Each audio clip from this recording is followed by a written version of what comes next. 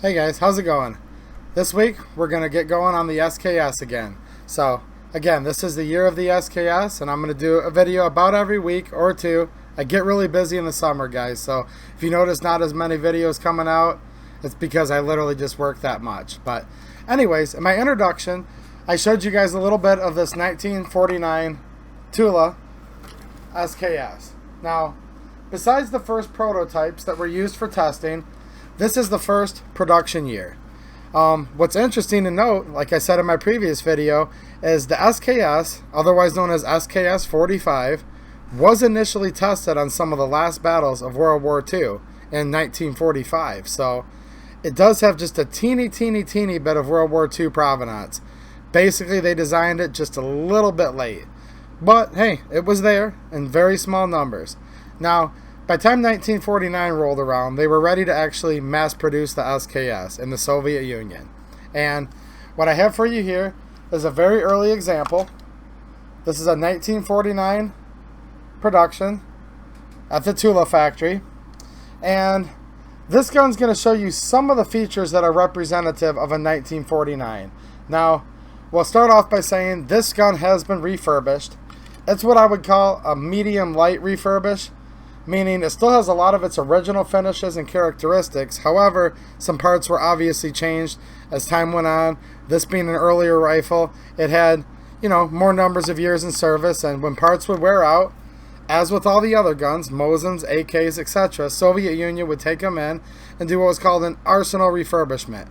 Change parts, refinish the parts, etc. So, some of the features I'm going to have to tell you about. Some of the early features I'll be able to actually show you. So, to start off, the gun features a hardwood stock. Arctic birch was the main choice of the Russians. Now, they did later on go to laminate stocks, but in 1949, this does have a correct for year hardwood stock. I would also note the parts on this gun are actually mainly blued, as opposed to some of the refurbs, which I'll show you in the next video, that a lot of times had that black barbecue paint. So we'll notice this is more of a matte, like industrial military type bluing.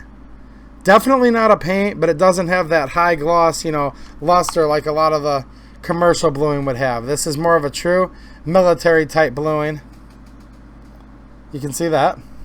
Now, in 1949, this gun would have been issued with a spike bayonet. The 1949 guns and the early 1950 guns came with spike bayonets. Now, these are very rare to have in the country. Not many of them still to this day retain their spike bayonet. In fact, I've only seen a couple in pictures, guys. This bayonet was replaced at a certain time period in refurbishment, but I would note this still has a rather rare and interesting type bayonet. Most of you probably noticed that most SKSs have that nickel finish on them, right? Where it's like a matte chrome. And it is a finish too, by the way. It's not just, bare steel like it looks at first glance. When you actually look closely, it is a hard finish, but it has that steel, like that brushed nickel look, right? This is an actual blued blade bayonet. So, from my research, this is possibly a transitional period, because when they very first did the spike bayonets on these Russians, they were a blued. Now, we're used to the spike bayonets in China, right? Well, just so you know, 1949 and early 1950 Russia, it was correct to have a spike bayonet. So the bayonet's been changed on this. The other 1949 feature that's a little bit different on this gun is originally it would have come with a 90-degree gas block here, okay? This is more of a type 2. There's three main types. Initially, they had the 90-degree gas block, where the gas block came all the way out to the end here and just came down abruptly, 90 degrees square, right? This has like a second period type where it comes down on an angle, but we don't see really like a scallop or dished out area in here like we do on the later types, or like on a lot of the Chinese. So this is a type 2 gas block. Again, was changed during an arsenal refurbishment.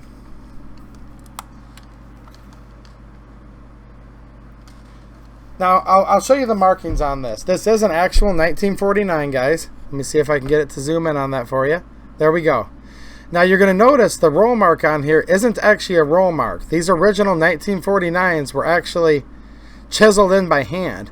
So if you look at the font on this, you're going to see that it's quite crude. And yeah, Literally, they went through by hand and actually chiseled these numbers in these guns. You'll also notice, too, that there's a little square with a diagonal line going through it. That's a classic refurbishment mark. So when I refer to this gun being refurbed, well, I can tell by some of the features, but we can also see that little square with a diagonal. But yeah, the actual Tula star itself, right there, that's nice. That's all original. And the 1949R, you'll see that. That's actually original. And as you probably noticed, definitely not a nice crisp roll mark. They were actually literally done one at a time, chiseled in by hand. So that's kind of cool. And the top cover on this gun, let's see if we can get the serial number to pick up there. Maybe you're able to see that. Yep. So it's 2 Cyrillic letters followed by 2756. Now if we go over to the receiver itself, we're going to notice the 2 Cyrillic numbers and the 2756. So this is not just a 1949, dust cover with, with mismatched numbers. No, this is actually the matching dust cover to the receiver. And the only spot on these guns where they actually put the date was on top of the receiver dust cover here. So this is how we date them. The numbers on the back here are roll marked perfectly correctly. They match the same font number on the rest of the gun. So I'm able to confirm this is indeed a 1949. It's just had a little bit of refurbishment done to it. But they could have done a lot worse. They kept some of the things completely original. So we still have the in the white bolt and carrier. Those were often painted black later on. You can see the lightning cut there. Somewhat of rough tooling marks, which is kind of par for the course on an SKS. These were usually never completely, milled flush. They just kind of removed the material out of there to lighten the weight a little bit. I would note that the carrier and bolt also match on this. There's the carrier right there. And another feature too, this is another early feature. This has a blued rear sight leaf. So this has the same type of tangent sight as all the rest of the SKSs. But what they did is they started off by bluing them. And then they went to having them in the white. And then if you had one of those refurbished painted guns, you would actually notice it painted black. So that's kind of an early unique feature there too. The actual blued rear sight leaf, right? So yeah, the blade bayonet, but again, is also blued, is a nice little feature on this gun. Definitely makes it stand out. I have a couple other SKSs that also have this blued, like the Albanians, and there's one rare Chinese example that also has it. But in general, you don't usually find the blued bayonets on the SKS. It's kind of a rarity more than it is a norm. Another early feature too, I would note, most SKSs have what's called a free floating firing pin. And if you're not familiar with what I mean, remember how they always warn you that if you have a bunch of cosmoline, you should probably clean it up, because cosmoline can actually get in the firing pin channel of the bolt and make it what's called slam fire. So it's going to hold the pin in the forward position, not let it return, right? Well, the very first 1949s and the very early 1951s actually had spring-loaded firing pins. So that's another feature that this gun retains from the original, is its original spring-loaded firing pin. That's kind of cool. Definitely aren't going to see that unless you have a very early one. Much like most AKs have a free-floating firing pin, but like the Polytech Legend, for example, has the spring-loaded firing pin. Very similar concept here, guys. So yeah, I'll take it down for you real quick. Thought I could get that by hand. The latch is pretty tight. There we go.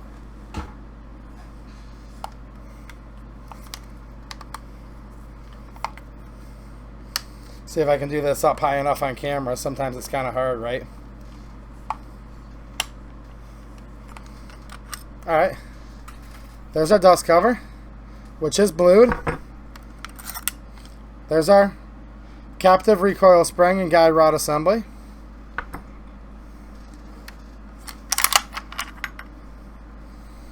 Our bolt carrier, which is all in the white. I would note the serial number on that. Matches the gun.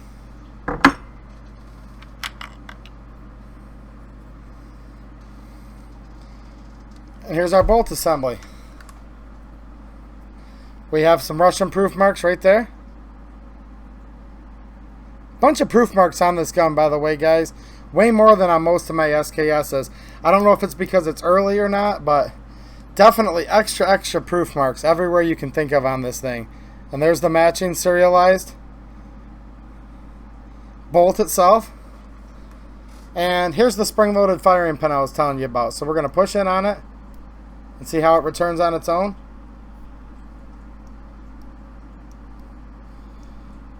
I think we can zoom in on that. Yeah, there you go.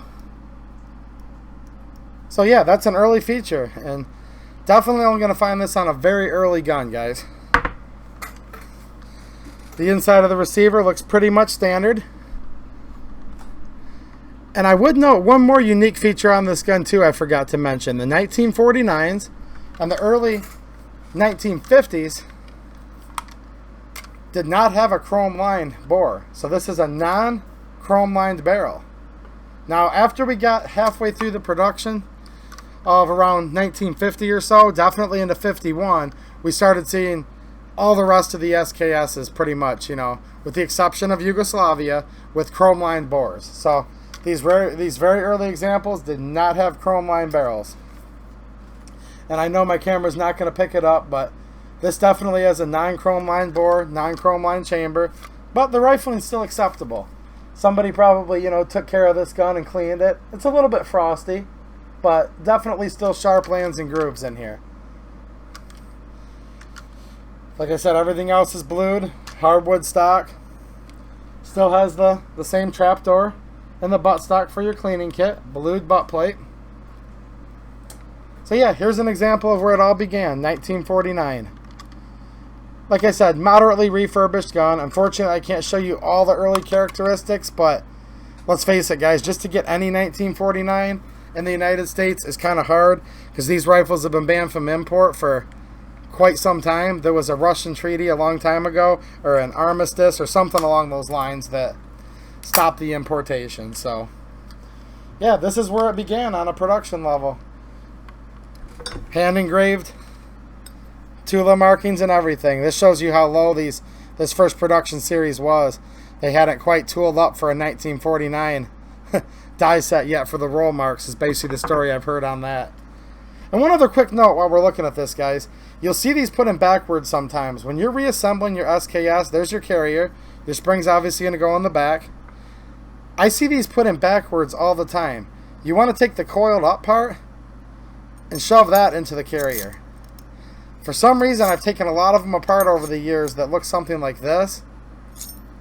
Yeah. So that's just a little quick tip while I'm thinking about it for you guys. Definitely want to put it in like this. Not like that. But hey, I've opened up a lot of them where this was kind of hanging on and getting caught up in the back. So, quick example to show you guys that. But yeah, 1949. They would produce these from 1949 to 1958, mainly at the Tula factory. Now there were 2 years, 1953 and 54, where the Izhevsk factory also produced the SKS.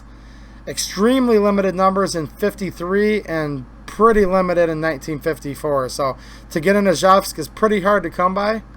99% of them you're going to see from Russia are Tulas. And like I said earlier, guys, I apologize I can't show you every little unique early feature.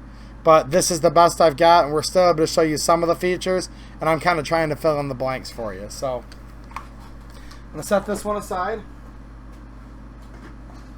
And here's a quick teaser about what we're going to be talking about in the next video. So we're going to go from 1949. This is a 1951.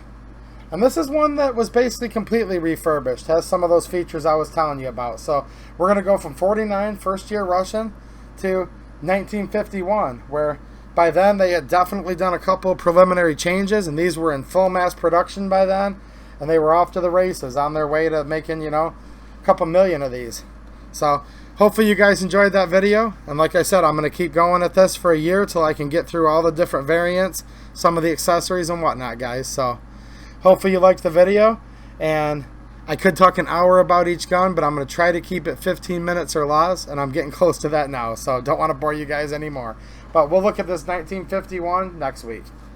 Alright guys, thanks for watching, and have a good one.